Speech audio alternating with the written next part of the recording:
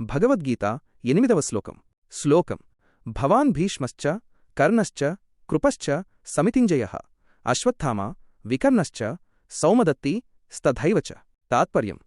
దుర్యోధనుడు ఇలా అన్నాడు: ఆ విశిష్ట వీరులలో మొట్టమొదట మీరే, ద్రోణాచార్యుడు, తర్వాత భీష్ముడు, కర్ణుడు మరియు యుద్ధంలో ఎప్పుడూ విజయం సాధించే కృపాచార్యుడు ఉన్నారు. అలాగే అశ్వత్థామ, వికర్ణుడు మరియు భూరిశ్రవుడు, సౌమదత్తి కూడా ఉన్నారు. వివరణ. గౌరవం, వ్యూహం. దుర్యోధనుడు మొట్టమొదట ద్రోణాచార్యుణ్ణి భవాన్ పేర్కొనడం ద్వారా అతనికి అత్యంత గౌరవాన్ని ఇస్తున్నాడు. తరువాత భీష్మ పితామహుడిని, తర్వాతే కర్ణుడిని లెక్కపెట్టాడు.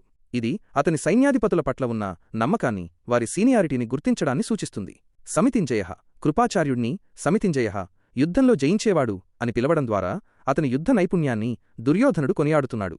తమ సైన్యం ఎంత అజేయమో నిరూపించుకోవడానికి ఇది ఒక ఉదాహరణ. కర్ణుడు అభయహస్తం.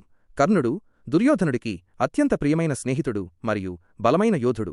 పాండవుల పట్ల ఉన్న ద్వేషం కంటే కర్ణుడి వంటి వీరుడు తమ పక్షాన ఉండటమే తమ విజయానికి హామీ అని దుర్యోధనుడు నమ్ముతున్నాడు. సందర్భం. పాండవ సైన్యంలోని వీరులను లెక్కపెట్టిన తర్వాత ఇప్పుడు దుర్యోధనుడు తమ పక్షంలోని అత్యున్నత నాయకులను మరియు అజేయమైన వీరులను పరిచయం చేస్తూ తమ సైన్యం ఎంత బలంగా ఉందో ద్రోణాచార్యునికి వివరిస్తున్న సందర్భమిది.